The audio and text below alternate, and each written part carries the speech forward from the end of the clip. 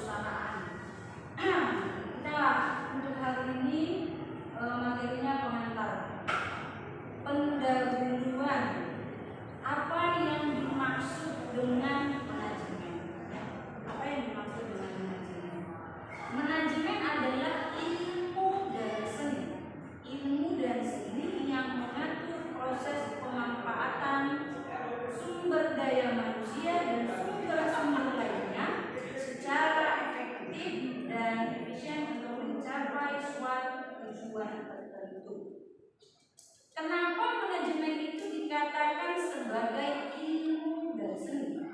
Karena dalam hal mengatur orang lain, memanage orang lain, memanage organisasi atau perusahaan, kita harus menyeimbangkan antara otak kanan dan otak kiri, harus menyeimbangkan antara daya fisik dan daya pikir.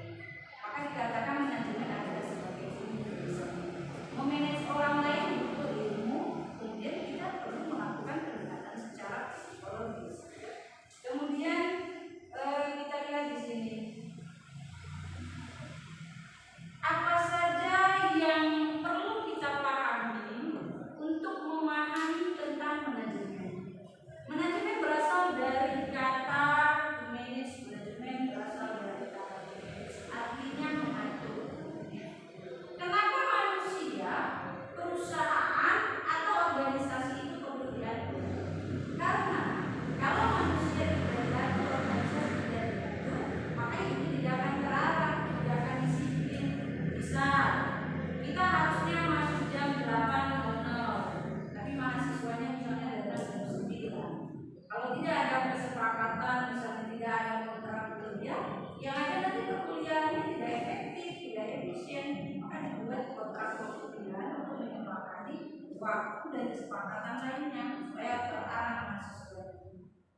Manajemen berasal dari kata to manage yang artinya mengatur. Poin yang pertama, apa yang diatur? Apa yang diatur? Kita membuat peraturan itu untuk dipatuhi. Peraturan itu dibuat bukan untuk dilakukan. Ya, apa yang diatur? Struktur organisasinya kan? Standar operasional prosedurnya kan? Atau bagaimana sistem manajemen yang sebaiknya di dalam perusahaan atau organisasi yang perlu dijalankan oleh si karyawan, oleh si guru, oleh tenaga kerja ataupun sumber daya manusia lainnya. Kemudian apa tujuannya? Apa tujuannya kita membuat peraturan? Apa tujuannya sumber daya manusia itu diatur? Supaya apa? Supaya tadi dikatakan disiplin. Nanti untuk pencapaian kinerjanya dia jelas, ya. Kemudian apa lagi? Mengapa manusia itu harus diatur? Mengapa manusia harus diatur? Karena kalau tidak diatur, maka manusianya akan berbuat sesuka hatinya, sama halnya dengan kita. Kalau kita tidak punya agama, ya kan? Tidak punya agama, tidak ada hukum di negara ini, maka hidup kita akan hancur-hancuran. Orang misalnya membunuh, orang misalnya melakukan kejahatan, tidak ditindak misalnya, kan? Tidak dipidana, tidak ada hukum. Kalau tidak ada agama yang mengatur, maka hidup manusia akan hidup sebebas-bebasnya, tidak ada aturan, tidak ada undang-undang yang menjerat, tidak ada polisi misalnya, tidak ada penjara misalnya. Yang ada nanti di jalan raya nggak ada lampu merah, nggak ada peraturan lalu lintas lainnya, orang tabrak-tabrakan begitu ya. Makanya perlu diatur, makanya peraturan itu perlu dibuat. Siapa yang mengatur? Tentunya yang mengatur kalau dalam perusahaan adalah struktur organisasi yang paling tidak ada. Kalau di kampus kita misalnya ada wakil rektor, ada dekan, ada ketua prodi dan ada dosen, ya, mengatur mahasiswa. Dalam perusahaan ada direkturnya, ada HRD-nya, ada manajernya, ada kepala divisinya, ya, itu mengatur kinerja karyawan, untuk membuat karyawan supaya dirinya teratur. Misal kalau karyawannya ini perusahaan bonafit, udah dikasih gaji besar, ya, tapi kerjanya nggak karu-karuan. Misalnya dia datang terlambat karena dia bos, karena dia pimpinan, dia mau terlambat, nggak bisa. Peraturan itu dibuat disepakati nanti harus jelas. Kalau terlambat apa punishment-nya? Ya, kalau berprestasi karyawan kasih reward-nya. Ada sanksinya, misalnya kalau dia karyawan potong gajinya, ya potong gajinya. Berapa menit dia terlambat, potong gajinya. Kemudian apa lagi? Bagaimana cara mengaturnya? Tadi sudah ada beberapa poin apa yang diatur, apa tujuannya diatur, kemudian mengapa harus diatur, siapa yang mengatur dan bagaimana cara mengaturnya. Tentu melakukan pendekatan psikologis. Gak bisa kalau misalnya ada yang terlambat, kamu kenapa terlambat? Jadi kerja lagi ya? Gak bisa, karena sudah ada kesepakatan. Maka istilahnya itu dengan baju kamu tadi kenapa terlambat, itu gak boleh gitu lagi ya, misalnya seperti itu ya. Untuk awal dari apa yang dikatakan sebagai manajemen. Kemudian ada rumus yang sering kita pakai di Maury, kamu bisa tahu ini dari sama, cuma ini di bahasa Indonesia apa, kemudian kenapa, di mana, kapan, siapa, dan bagaimana. Ada beberapa unsur-unsur manajemen ini juga dipakai atau dikatakan sebagai faktor-faktor produksi di dalam perusahaan. Yang pertama ini sering dikenal dengan istilah 6M. Yang pertama adalah man. Man itu siapa? Manusia. Di antara unsur-unsur manajemen ini, apabila salah satu di antaranya tidak ada, tidak akan berjalan proses produksinya, ya, tidak akan berjalan perusahaannya. Contoh misalnya, ada perusahaannya, ada sekolahnya, ada universitasnya, ada kampusnya. Kalau tidak ada mahasiswanya, tidak ada karyawannya, tidak ada peserta didik, apakah itu dikatakan universitas? Tidak. Apakah itu dikatakan sekolah? Tidak. Kalau ada muridnya, tidak ada gurunya, tidak ada kepala sekolahnya. Ya, man yang pertama adalah manusia. Yang kedua apa? Yang kedua adalah uang. Ada dananya, ada perusahaannya sebagai tempatnya, ada manusianya sebagai struktur organisasi atau tenaga kerja atau orang-orang yang akan menjalankan proses produksi atau proses yang ada di dalam perusahaan. Kemudian kita butuh modal, kita butuh uang. Untuk apa ini? Biaya operasional. Nanti siapa yang bayar listriknya? Sama dengan kalian misalnya mahasiswa. Kalau semua mahasiswanya uang kuliahnya gratis, ya kan? Dari mana kita itu bisa bayar listrik, bayar tagihan misalnya wifi misalnya, ya kan? Bayar air, kemudian bayar misalnya uang kebersihan. Kalau tidak ada pemasukan, kalau tidak ada dana. Kalau misalnya perusahaan yang dia di bidang produksi, tidak ada modalnya. Ada dari manusianya, tapi tidak ada modalnya, tidak ada uangnya. Tidak bisa untuk melakukan proses produksi kalau tidak ada dana seperti apa. Kemudian apa lagi? Metode atau cara. Ada caranya, ada metodenya. Bagaimana kita harus bekerja, bagaimana kita harus melakukan proses produksi. Ada caranya. Sama halnya dengan kalian. Kalau mau masak nasi pakai proses nggak ini? Pakai proses nggak? Sama, bukan kita ambil beras, ya kan? Kita ambil berasnya kita lihat-lihatin aja jadi nasi, begitu kan? Kita ambil dulu, kita cuci, baru kita masak, baru jadi nasi, baru bisa dimakan. Kan begitu. Kalau misalnya sama halnya ketika ditanam padinya, tumbuh besar, panen, kan di mesin dulu dia kan supaya ampasnya keluar, jadilah dia beras. Kan begitu. Setiap proses itu ada caranya. Kemudian apa lagi? Ada alatnya, ya. Ada alatnya kita bekerja. Kalau dia tadi perusahaan, ada komputer, ada meja, ada misalnya alat tulis, sama dengan halnya kalau mahasiswa. Ada tempat duduknya, ya kan? Ada tangganya untuk naik ke lantai 2 atau lantai 3. Kemudian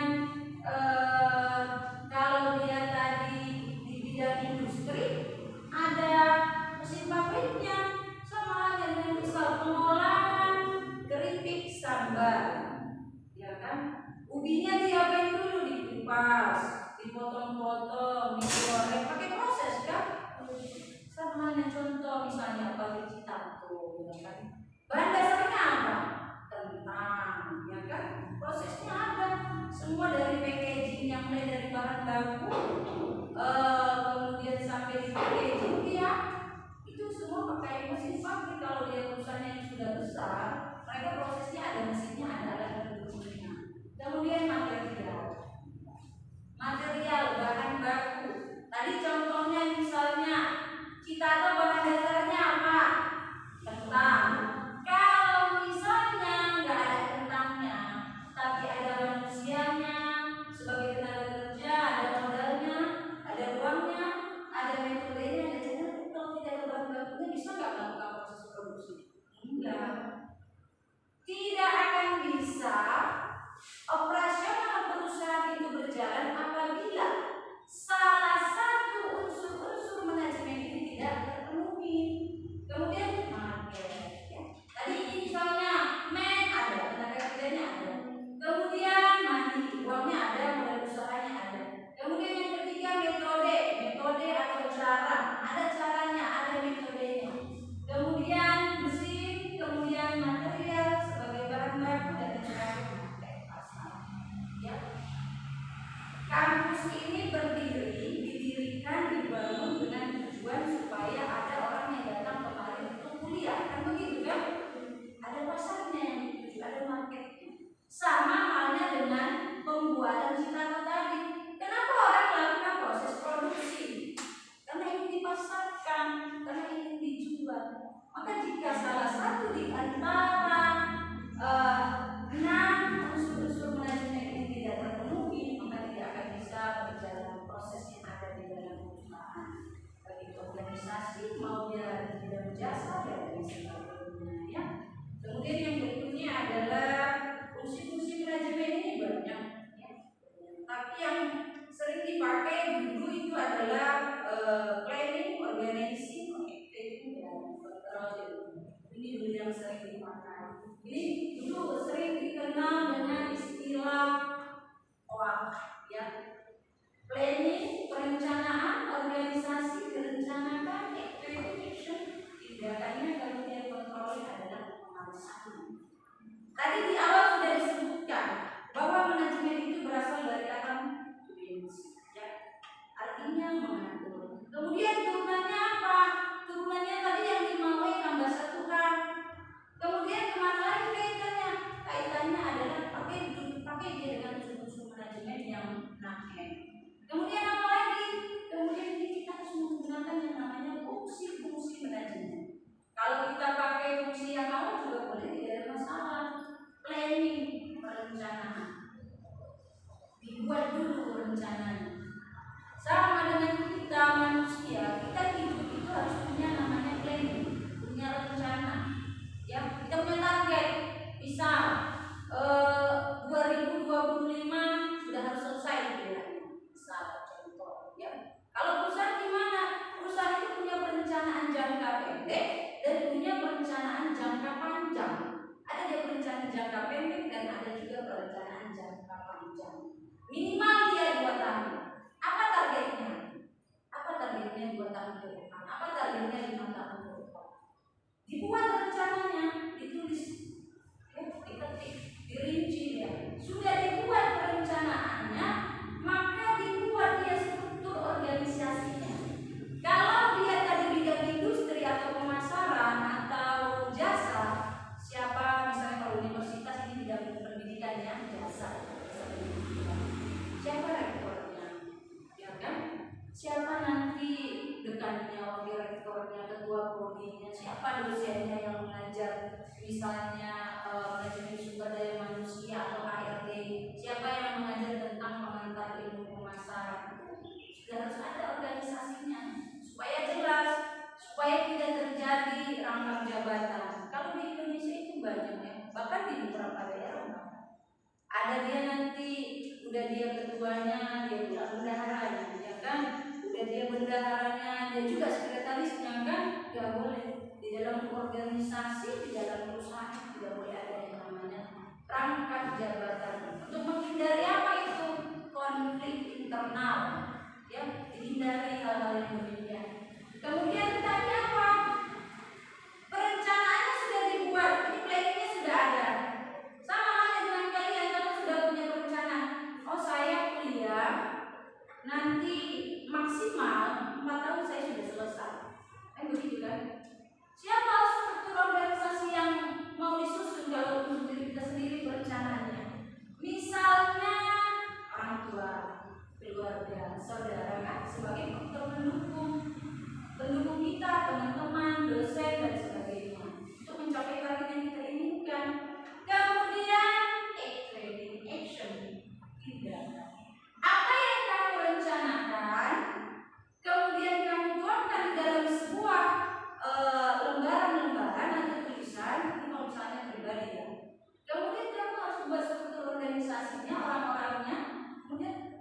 tindakannya sudah harus dilaksanakan.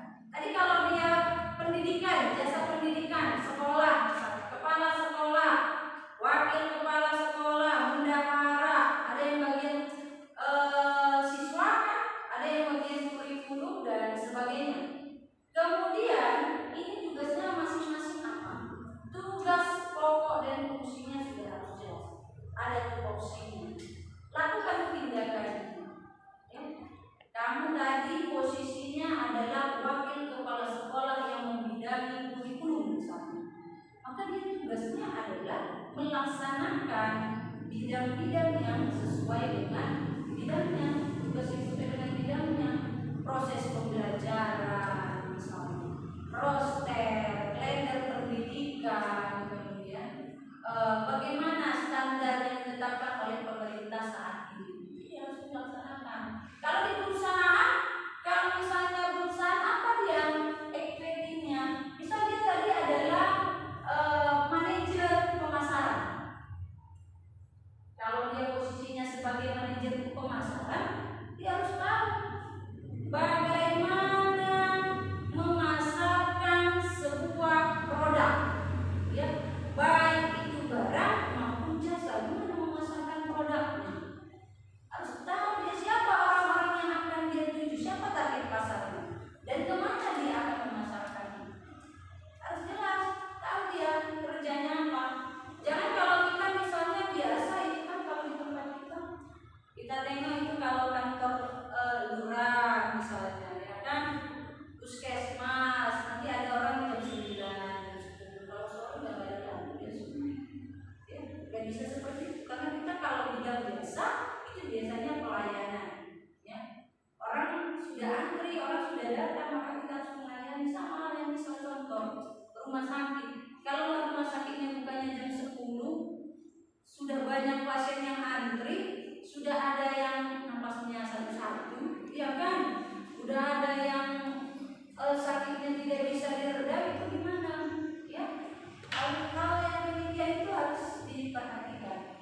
Kemudian kalau sudah direncanakan maka diorganisasikan, dibuat strukturnya, dibuat SOP-nya, kemudian dilaksanakan sesuai dengan tugas dan pokok dan fungsinya, kemudian diawasi. Kita harus diawasi. Kalau kalian yang mengawasinya siapa? Orang tua, keluarga. Ya, kalau saya misalnya mengawasinya siapa? Ada ketua prodi, ada lembaga misalnya penjaminan mutu, ada dekan dan pimpinan-pimpinan lainnya. Karena kalau kita tidak diawasi, maka bisa aja nanti yang disuruh dikerjakan A, yang dikerjakannya B. Ada yang demikian, makanya ada contoh misalnya, kalau kadang-kadang kita beli makanan, ya kan, di permen kan, tiba-tiba kosong isi bungkusnya kan, tapi dia dipegang isinya nggak ada, itu bisa terjadi karena kesalahan manusia. Makanya kalau kita kerja harus diawasi sama dengan kalian. Kalau tidak ada yang mengawasi kalian, hidup kalian akan bebas. Ya, nggak ada yang mengawasi. Suka-suka aja, jangan datang ke kampus pakai baju tidur boleh, ya kan, pakai kain sarung boleh, misalnya. Tidak ada yang mengawasi karena diberikan kebebasan. Maka tadi fungsi-fungsi manajemen ada 4. Yang pertama adalah planning, yang kedua organisasi, yang ketiga equity, dan yang terakhir control. Ada banyak ya, ada banyak ini menurut pendapat si Henry Payol, kemudian si Louis dan banyak lain. Kemudian kita bicara tentang wewenang tugas dan tanggung jawab. Tadi sudah disebutkan kalau manajemen itu adalah mengatur. Ya. Selanjutnya orang-orang yang sudah ditentukan di dalam sebuah organisasi atau perusahaan, maka dia harus memegang wewenang dan tanggung jawabnya sepenuh hati. Ya, bisa si A sudah diberikan kepercayaan oleh pimpinan kalau dia sebagai wakil kepala sekolah misalnya, atau tadi kalau di dalam perusahaan sebagai supervisor, ya, dia harus menjalankan wewenangnya dan tanggung jawabnya. Gak boleh ketika dia diberikan buat sesuka hatinya, nggak boleh. Atau dia posisinya sebagai manajer HRD, dia suka-suka hatinya dia buat peraturan, kalau terlambat maka akan dikenakan punishment dengan gaji dipotong misalnya. Nggak bisa kalau misalnya dia sendiri pun tidak mematuhi peraturannya, karena dasarnya kita adalah pemimpin bagi diri kita sendiri. Kalau Anda jadi seorang pemimpin suatu saat Anda jadi seorang pemimpin, kan Anda nanti mau jadi orang tua, kan begitu kan? Mau jadi guru misalnya, ya punya pekerjaan lain misalnya. Kalau Anda nanti jadi seorang pemimpin, maka Anda harus terpimpin dulu. Kalau Anda mau jadi seorang pemimpin, maka Anda harus terpimpin. Kita dulu yang disiplin pemimpinnya. Kalau kita udah disiplin, kita buat peraturannya. Oh iya, Bapak Ibu tadi datang jam 8 sampai begitu ya kan? Masa kita datangnya jam 8:20 misalnya, ya itu termasuk. Wewenang adalah kekuasaan resmi yang dimiliki oleh seseorang untuk bertindak dan memerintah orang lain. Kalau bicara wewenang, ini bicara tentang tanggung jawab. Sama halnya dengan kalian mahasiswa. Kalian punya tanggung jawab, ya, ada tanggung jawabnya terhadap orang tua, terhadap dosen. Kalau terhadap dosen apa? Selesaikan tugas-tugasnya, kan begitu kan? Kalau sama orang tua, kuliah yang benar, selesaikan kuliahnya, itu tanggung jawabnya. Ya, dalam hal bertindak dan memerintah orang lain ini nggak boleh sembarangan. Nggak bisa misalnya kalau dia bos, dia direktur perusahaan, dia kepala sekolah, nyuruh orang itu nggak pakai perasaan, itu tadi ilmu dan seni. Nggak bisa nyuruh orang sesuka hati. Ini misalnya si A karena dia benci, ya kan? Dia nggak suka, bisa-bisa dia aja yang disuruh misalnya. Ya, yang si B karena dia suka nggak disuruhnya, nggak bisa. Maka harus jelas, ya, bertindak dan memerintah orang lain. Bertindak dan memerintah orang lain. Maka ini harus jelas. Kemudian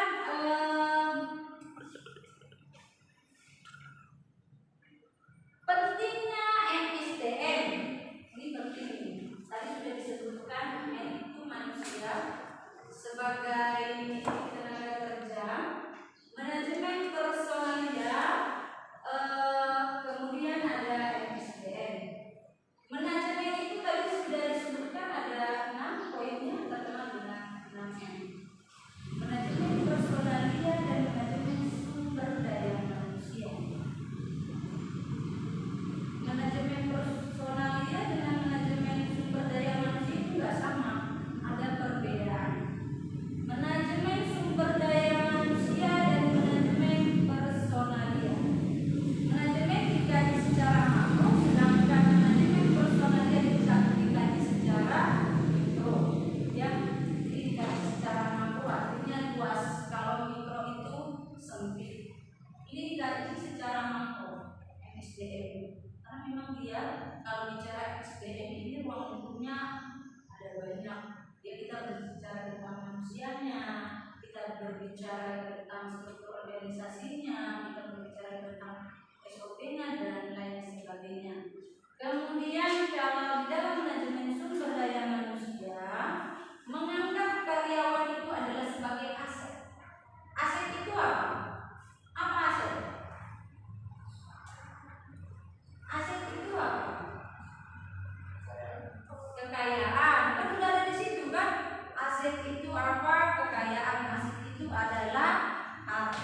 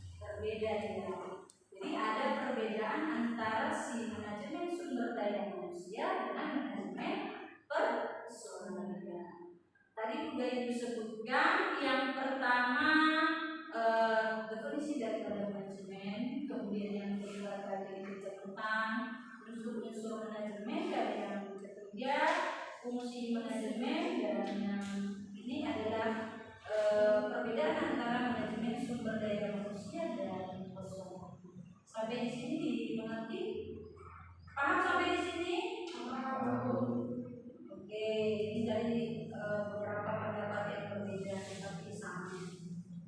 Komponen manajemen sumber daya manusia ada 3. Yang pertama pengusaha, karyawan, pemimpin atau manajer. Ada dia namanya, kalau dalam perusahaan itu adalah top manajemen, ya kan, ada tingkatan manajemennya. Kalau universitas rektor itu namanya top manajemen, ya. Yang paling tinggi, kalau dia di tengah-tengah namanya middle, ya, pemimpin menengah. Kalau yang di bawah namanya low management. Ada dia misalnya seperti ini. Nanti strukturnya dibagi dari tingkatan organisasi.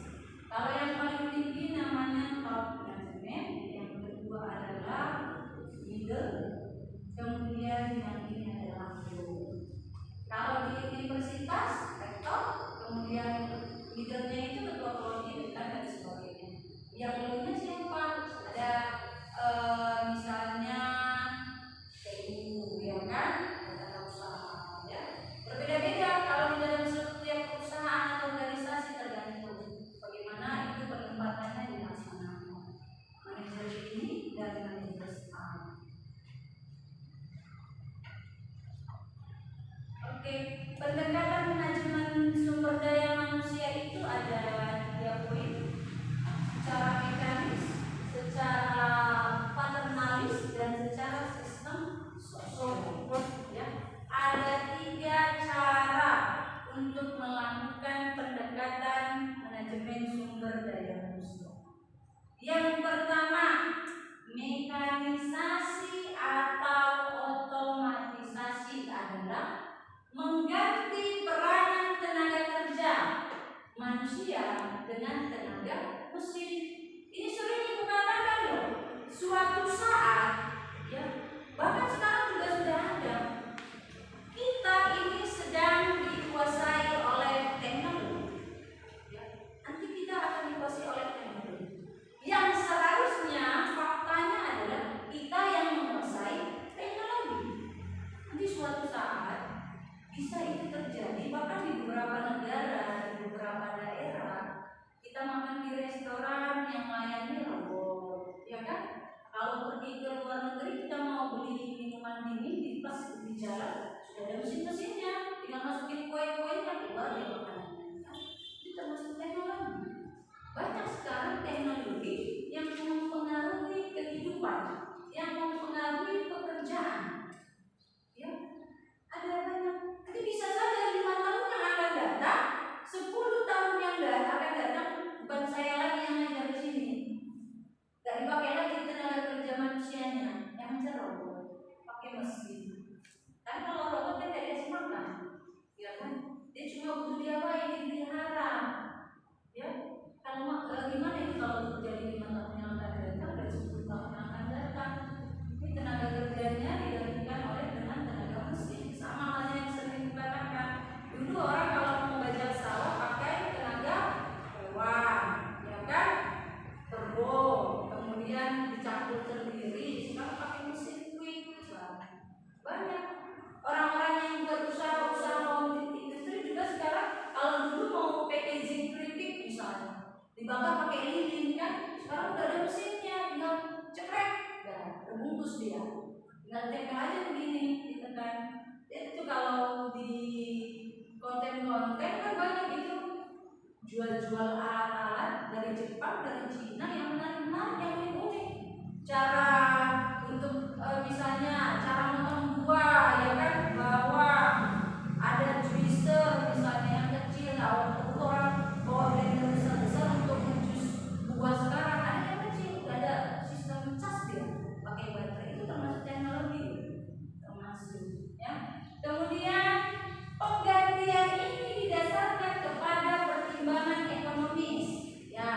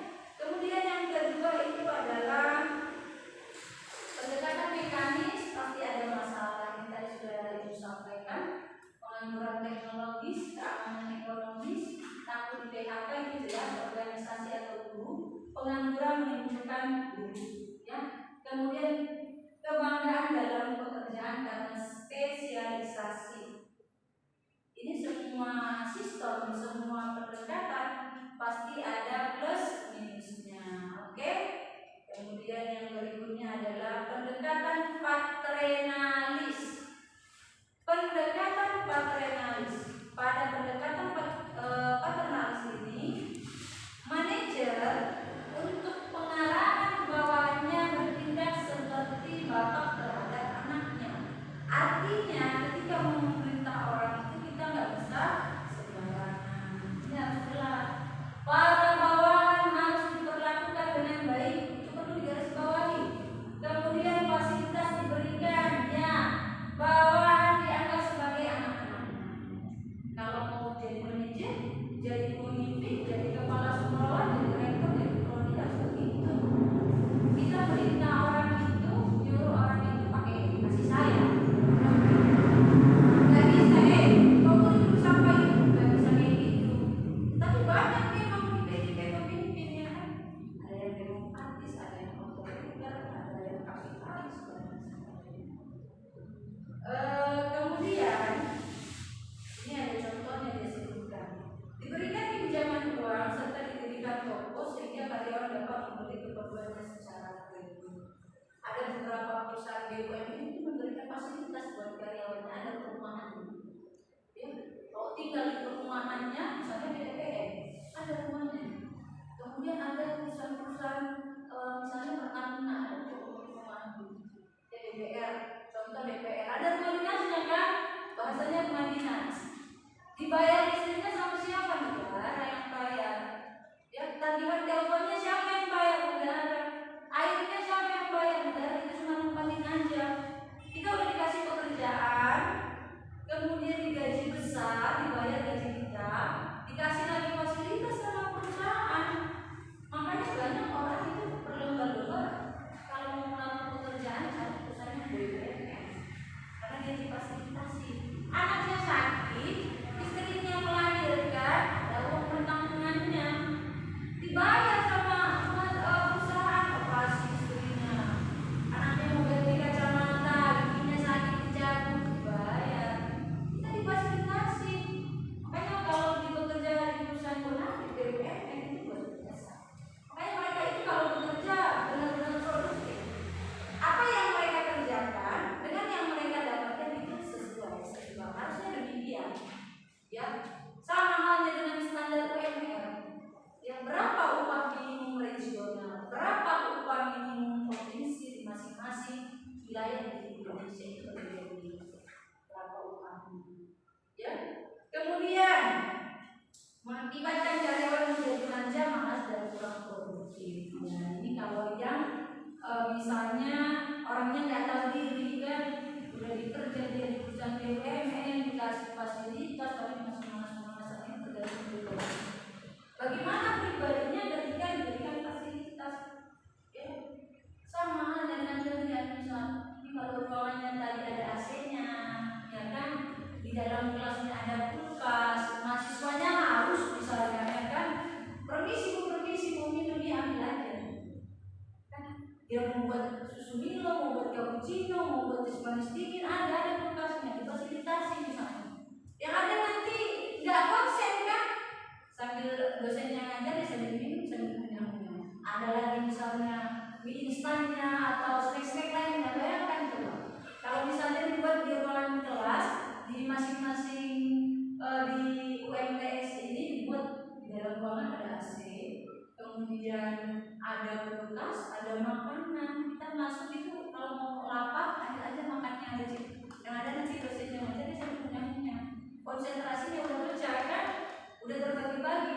Otak kanannya harus bekerja untuk mengunyah makanan, menikmati, ya kan? Yang satu lagi otak kirinya harus bekerja juga untuk berpikir.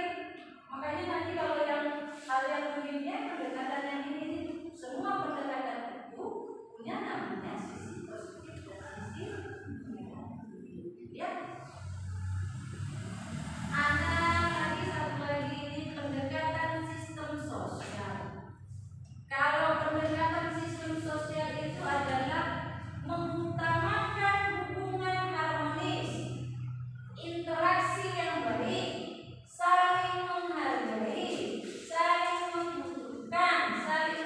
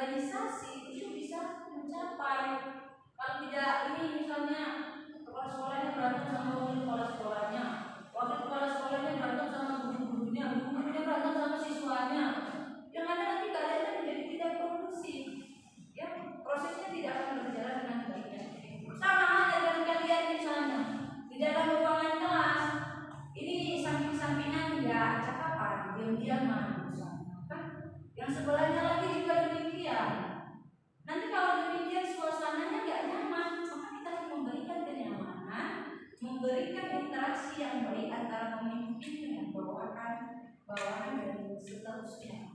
Komunikasinya harus baik, kerjasamanya harus baik, karena dia tim.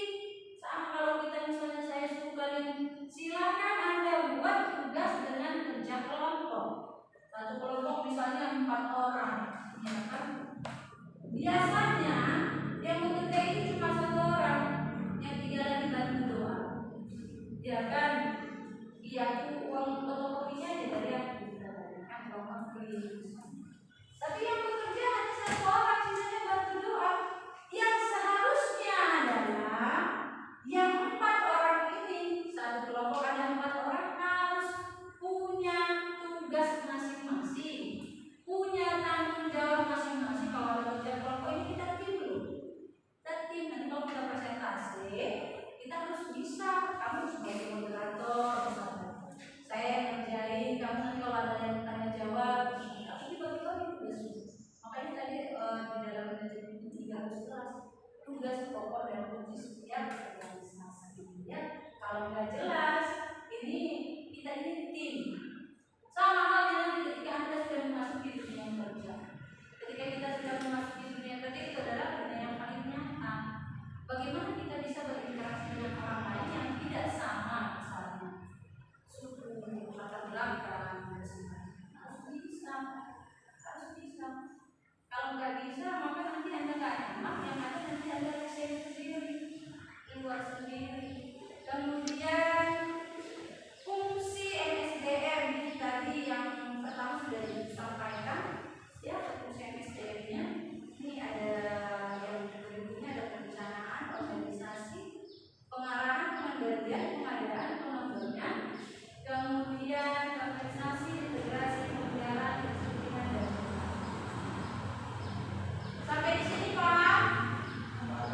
Ada yang mau ditanyakan? Ada pertanyaan?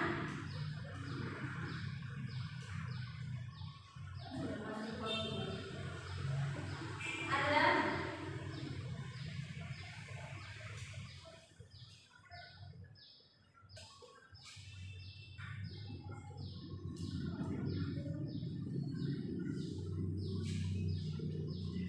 Baik, kalau begitu saya lanjut dulu ya. Kalau ada pertanyaan nanti sekaligus saja. Ini tadi sudah tentang sumber daya manusianya. Ini yang tadi tentang manajemennya. Sumber daya manusia adalah kemampuan terpadu dari daya pikir dan daya fisik yang dimiliki oleh individu. Yang dimiliki oleh individu. Ada konsepnya. Daya pikir, semua kemampuan yang kita miliki, yang kalau kita bekerja harus mengutamakan ini. Daya fisik, semua kemampuan yang kita miliki, yang kalau kita bekerja harus mengutamakan fisik. Apalagi kemampuan yang lain. Buruh bangunan itu mengutamakan apa? Daya pikir atau daya fisik? Daya fisik. Kalau dokter mengutamakan apa dia? Daya pikir atau daya fisik? Daya pikir, karena dia harus mendiagnosa. Gak bisa dia pakai tenaga, ya kan? Kok sakit? Kok disuntik? So, pakai kekerasan, gak bisa. Dulu waktu dia kesuntik, gak bisa. Harus pakai logika, pakai daya pikir. Dia minta sakitnya ini, obatnya ini, diagnosanya tadi begini, kan begitu kira-kira, ya. Maka kita sebagai manusia harus menyeimbangkan yang namanya daya pikir dan daya fisik. Kemudian apa lagi misalnya? Supir angkutan umum, tukang becak, itu pakai daya apa? Daya fisik. Pakai daya pikir juga dia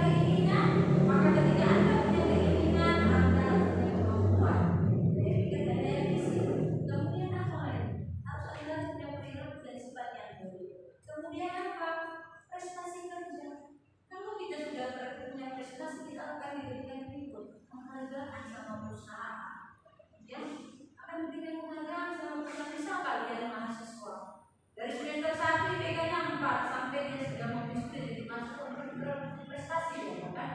Kumlaut misalnya, dikasih uang prestasinya, uang beasiswa prestasinya. Kalau sudah prestasi kerjanya bagus, maka dia otomatis orangnya akan profesional.